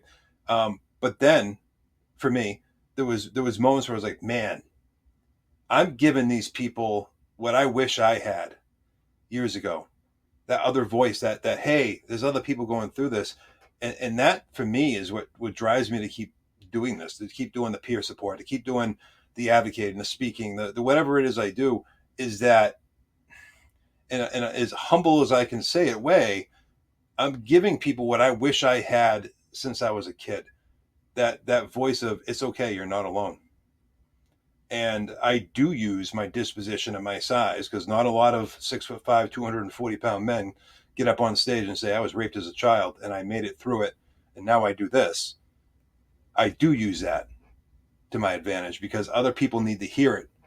Other big guys need to hear it. Other normal sized women need to hear it. Whatever it is, everyone needs to hear this. And all the other speakers and all the other advocates and all the other podcasts and everyone else who talks about this needs to keep talking about it, because we're building what we talked about earlier of normalizing this conversation where people will be like, okay, I need help. I can reach out. And that is, for me, that is that beacon of hope. And that is not just me. I'm not just the beacon of hope. We're collectively doing this as a community. You, me, people like Mike Segru, people like, Travis Howes, all these people who are out there being like, I sucked at life at one point and this is why. And talking about it. We are all that beacon of hope that the people out there that are still in the suck are looking towards. And we need to keep doing this and growing this community of people who are willing to get out there and talk about this, because it's working. It's very slow because it's the fire service or the, first responder world, and we're pretty slow with our progression, but it's working. Now, what about the other side of it? I've heard so many people say that when they were able to start helping people, and obviously you don't want to do that too soon. You need to be at a certain point before you Right. start doing exactly what you're talking about. But so many of them have said that in itself was also healing for them. Yes, the whole journey has been, very cathartic when it comes to putting my stuff out there and being able to help people. The biggest thing that was cathartic was writing the book, putting written words to what I had been through and sharing them. Was hugely cathartic. It was one of the biggest things. And there's that moment where, once you hit a couple phone calls where people are like, thanks for talking me off the edge, or thanks for just sharing what you should, whatever it is. It doesn't have to be anything, super dramatic. Once you get a few of those, even like the first one or two, where people are like, thanks, man. I tell you, it drives you to want to keep doing better for yourself. The self-care, hey, this is why I meditate. This is why I continue to go to therapy. This is why I eat well. This is why I push myself to sleep every night. This is why I try when I'm in public, which is hard for me because I am not someone who smiles a lot. I try to smile at the random person in the grocery store or whatever it is, because all these things matter. And when you have these conversations, when you're trying to advocate and trying to help, and you hear these things, you can't help but drive that and put that back into your own self-care and your own healing. I feel it happens naturally. Also, if you think about purpose, that's what sent us into uniform in the first place. But you get a lot of people that they retire, or they get fired, or they just step away from the profession because they're being worked 80 plus hours a week. They value their own health, whatever it is.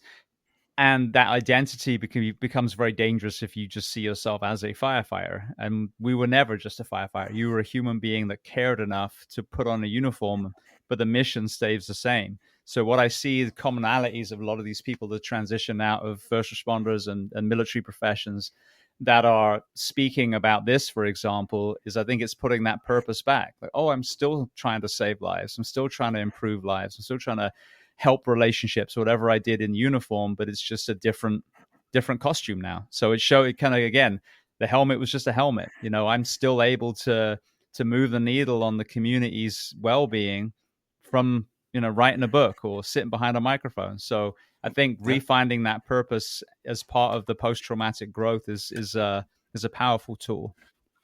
I think it's also redefining what that purpose is. I think we put this, you know, whatever it is, perspective on what our purpose is when we're younger. That where our purpose is to help people by being a firefighter. Maybe it isn't. Maybe it's you're going to be a firefighter and you're going to help people because you're going to have a side job building wheelchair ramps. Whatever it is, redefining what that purpose can look like can be huge. Because I never had any, not desire, but no idea that this is how I was going to help people. This is going to be my current contribution to humanity. I never thought that. I never thought that my traumas and my past and the shit that I had survived was going to help people. I thought it was going to be the death of me. And it hasn't been. And I have been able to take the purpose of what I thought was going to be riding the fire truck off to the hero shit and taking it and being like, okay, so it doesn't have to be hero shit. There's no cape flapping in the breeze. We're helping people by using what we've been through. We're sharing the wealth. We're sharing the how-to. We're giving the guide. We're lighting the path, whatever you want to do. And we have to kind of redefine what that purpose may be, because we have this maybe false idea of what that is at a younger age. And sometimes life changes what that purpose is going to be. And all you got to do is just redefine it. There's always a purpose there. Yeah. Well, I even see that as we touched on earlier. Oh, I've got to wear this helmet. I need to look this certain way. And like, we'll time out, take a step back, think about that. You need to look a certain way. Is that service? Or is that about you now and your bushy mustache and your leather helmet? You know what I mean? Where is that line? It's like that kind of social media thing. Oh, I'm going to film myself giving this homeless guy $5 so I can make $100 on the internet. Is that service? No, it's not. It's taking advantage of someone's situation. But if you put your phone down, never record it, and go give someone $5 so they can get something to eat, totally different conversation. So I think it's a dangerous place to lean into that identity. And if you feel the need to tell everyone what a hero you are, maybe there's some work that needs to be done there too. Ego is a tricky thing. It is. And we all have it. And at some point you need to take it and you need to kind of put it on the back shelf so you can do what is the right thing without ego influencing it. Absolutely. Well, you mentioned the book already. Talk to me about the film and what that journey was like for you. So that's a pretty interesting series of events. Back in the end of 2021, me and another first responder we were running a peer support group. We had both just experienced like a collection of like 6 first responder suicides in our area. And we were like, what the fuck? Like, we need to do something. So I reached out to a friend that I went to high school with who ended up out in Hollywood. He had gotten into the football. He was a coach at UCLA for a while, but he had gotten into some minor acting. I'm like, hey, maybe this guy can help me. Maybe we can like make an infomercial. I don't know. Like something that's like, hey, if you're a firefighter, I don't know. I had a very small idea at first. So I reached out to this guy. His name is Scott. And I'm like, hey, listen, blah, blah, blah, blah, blah. So we end up on a phone call and he's like, hey, I've been following you on Facebook for a while. Haven't you been through a bunch of shit? And I'm like, yeah, some. And he's like, what are your thoughts? And you're writing a book. And I'm like, yeah, trying to. And he's like, what are your thoughts on like putting together a film? And I'm like, I don't act. And he's like, no, I mean like a story, like a documentary or something. So it went from this idea of making like a 30-second commercial trying to get firefighters to, acknowledge mental health, excuse me, to creating a feature-length documentary centered around my life, interviewing 12 of the people from different parts of my life, with them sharing their perspective. We had, law enforcement, we had EMTs, firefighters, we had, a bunch of different military backgrounds in it. We had spouses. My wife was also in the film, and we just tore the Band-Aid off, and excuse me. And we just bluntly told what happens with unresolved trauma in the first responder world: the drinking, the drugging, the infidelity, the whatever, the suicide attempts, all of it, all the things that, people try to put makeup on and make look pretty. We just told it like it was. And we ended up getting it to, a distributor and got it out on streaming apps and got a lot of people to watch it. And honestly, the biggest thing for me was just the experience of being there with all these people from different parts of my life that I have so much respect for a bunch of different reasons up until that point, but now so many more reasons, and hearing them share, stuff about this fight I'm in trying to help others realize they're not alone. Them now being part of it and trying to break this down and being part of this amazing project. It was just such a really cool experience that a lot of people don't get in life. To A, make a movie, but B, make a movie about their life, and then C, a movie about what they're trying to do these days. A movie that's hopefully gonna allow more people to not feel so alone. And for me, from what I've heard, I know that it's helping a lot of people who have seen this, that they know they're not alone, and that a lot of us struggle. You mentioned the catharsis from writing. With I'm just thinking all these different people from all these different elements of your life, being asked questions, maybe certain things coming out that you hadn't heard them say before. What was the catharsis element of the movie making experience? It was mind blowing in the sense that the things that some of the people shared. I mean, I had handpicked everyone who was interviewed, and I had handpicked the locations we filmed at, and the the biggest thing was hearing what I didn't expect. I mean, I picked these people for a reason,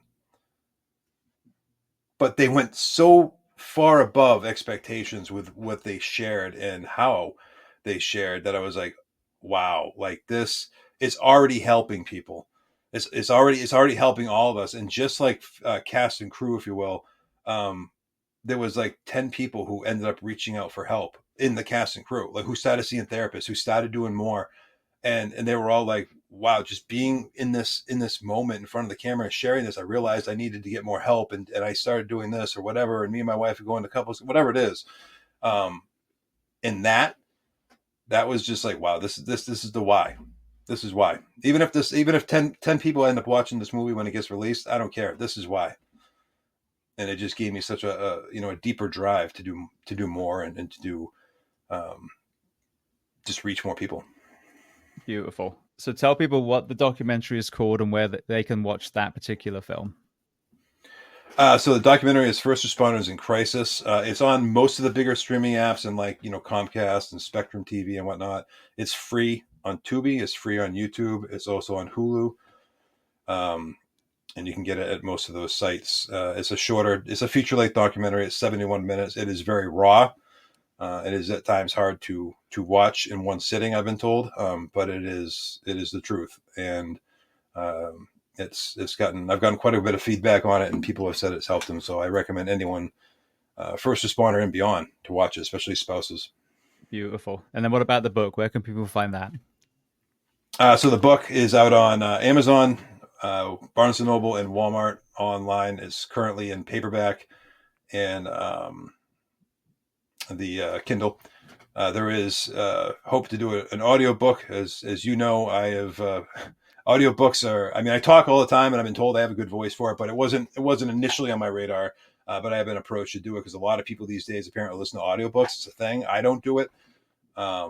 But there's hopes in 2025, probably early on in 2025, to get an audio version out, as well on those, again, Amazon and all those different platforms.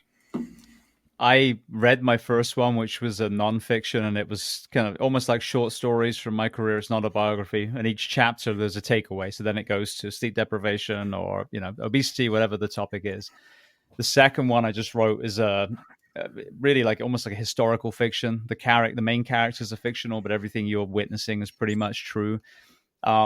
And what I didn't realize is just, when you are reading these stories, and I'm sure it'll be the same with you, there is so much value because the listener ultimately is going to hear the emotion in your voice, but Mm-hmm. it's really fucking hard to actually do. And you talk about imposter syndrome the whole time. I'm just thinking I sound like an absolute twat reading. No one's going to. I had to do accents in the story in the second one. So Yeah. I'm French and Polish and male, female, young, old. But like you said, it's you're putting it out in these different formats so someone digests audiobooks. And Mitch, a lot of people have since I put it out. It only went out on right before New Year's Day, like a few hours Mm. before. Um, then fantastic, So to me, it was, even though it was like pulling teeth doing it, like you said, now it gets that story to the people that wouldn't hear it if it was just on paper. but now they're going Yep. to listen to it on their drive, and they'll actually be able to digest it. But I, Josh Brolin just released his book, and he said Mhm. it was brutal, and he was in a funk for a few weeks after he narrated his own book. So, when you write it down as cathartic, I would almost argue that when you then read it, it has the opposite effect. But it's good. You're still getting it out, but you're really having to relive it when you're narrating it. So yeah, pick the right time when you're feeling good. It will absolutely be worth it. But it is. I don't think people listening realize just how hard it is to narrate something so raw that you've written yourself. Yeah, for sure. And that is the plan. And that's talking to other people, yourself included, who have narrated their books. It's a task that you have to be in the right spot for, and because the emotions get the better of you. But it also makes it so the emotions are part of that audio version. I think that's important. Absolutely. Well, we've talked about your book and your film. First of the closing questions, is there a book written by someone else that you love to recommend? It can be related to our discussion or completely unrelated. So one of the books that got me onto my journey of using mindfulness and meditation, which I swear by, is Breaking the Habit of Being Yourself, which is by a Dr. Joe Dispenza. And he basically breaks down how to meditate and why it works. And for me, I'm a logical thinker. I like to know how things work. And once I read that book, which was also recommended to me by the person, the three-tour Marine, once I read this book, I was like, okay, now I understand how this can work. So that would be my first book recommendation for anyone trying to find a holistic approach to grounding themselves and healing. Trying to process their trauma would be learning how to be mindful and learning how meditation works. Beautiful. And then what about other movies and documentaries? So one of the other documentaries that I always try to push is the PTSD 911 by Conrad Weaver, which is gone. They've brought it, nationally around to different conferences and whatnot, and shown it to a lot of responders.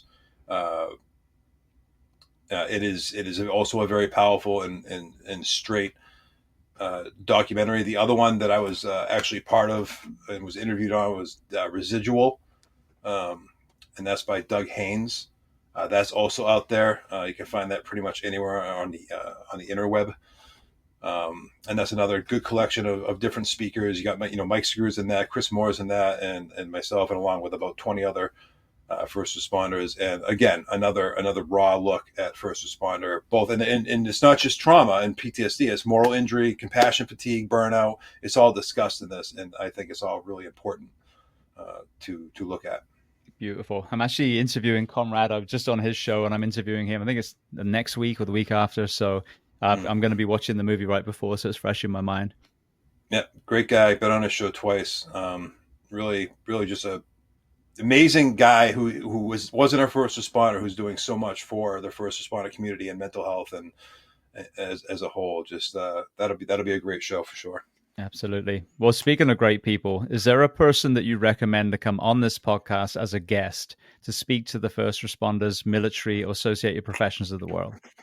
I would honestly recommend, and I will talk to him for you, would be the gentleman, Steve Holmes, who got me into meditation. He is a three-tour, like I said, a three-tour Marine. He is currently a lieutenant on a fighter department out my neck of the woods. He's been on the job about 15 years.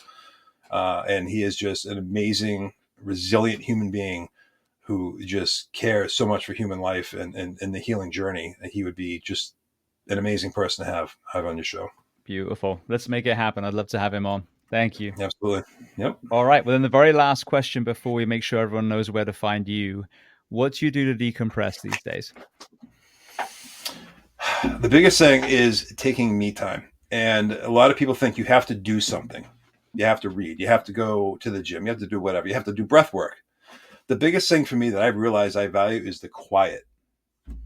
I love the quiet. And I never thought I could because I couldn't deal with the quiet before. I always had to have music on. I always had to have some commotion. So the biggest thing I do to decompress is I find a time, a space, which with a young child tends to be later at night. I find quiet. And it doesn't have to be completely, quiet, but just nothing going on. There's no task to be done. There's no expectation, just the quiet. Maybe it's 15 minutes, maybe it's an hour. And my go-to is my chair by my big window in the front of my house. And I just sit there and I do nothing. It's simple.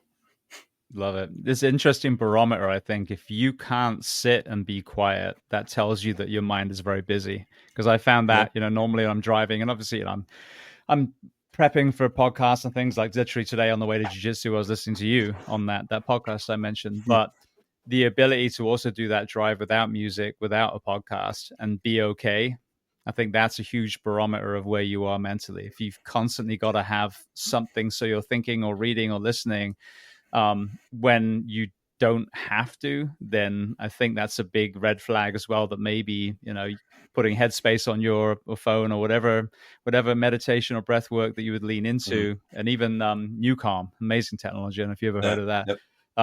Yep. any of those, just to down regulate, because as you said, it works. Meditation works. And it's amazing how, 2 weeks of headspace, for example, and then you're like, oh, I just sat here with my coffee for 30 minutes and I didn't actually do anything. I just listened to the Yeah. birds and watched my dog take a shit in the garden, and it was Yeah. amazing. Right. And it's a test of your self-control as well. If you can consciously decide, I'm just going to sit here, you'd be amazed how much you can build self-control over, and that can translate into like control over your emotions, control over your reactions, whatever. If you can sit and do nothing, start small, you'd be amazed what that can do to the rest of your life. Absolutely. All right. Well, then, for people listening, we talked about where to find the book and the film. Where else can people find you, either online or on social media? So I'm over all the socials: LinkedIn, Facebook, Twitter, or whatever it is now, and Instagram. I have a website which is currently down. Unfortunately, back in July, my web guy died suddenly, and he took all the passwords with him. So we're in the process of trying to get my website up, which has a pretty amazing blog. But also, the big thing on my website was a resources tab, resources and modalities for both first responders and the general public. So that website tentatively will still be keithhanks.com, if I still am able to own that website. So we're trying to get that back up and running, because the biggest thing is the resources and having people have access to the helping modalities that everyone deserves. Brilliant. Well, Keith, I want to thank you so much. I mean, like I've said to a lot of people on this show, when people are going back and revisiting some of this, obviously it's pulling the Band-Aid off a little bit, but there's just so much power for other people to listen to someone's courageous vulnerability, talking about their struggles, being open as a man to talk about sexual abuse, and then infuse the hope of healing, of post-traumatic growth. So I want to thank you so much for being so generous with your time and coming on the Behind the Shield podcast today. Yeah, man, it was a pleasure. It was an awesome conversation. I really enjoyed talking with you today, and thanks for letting me share what I did.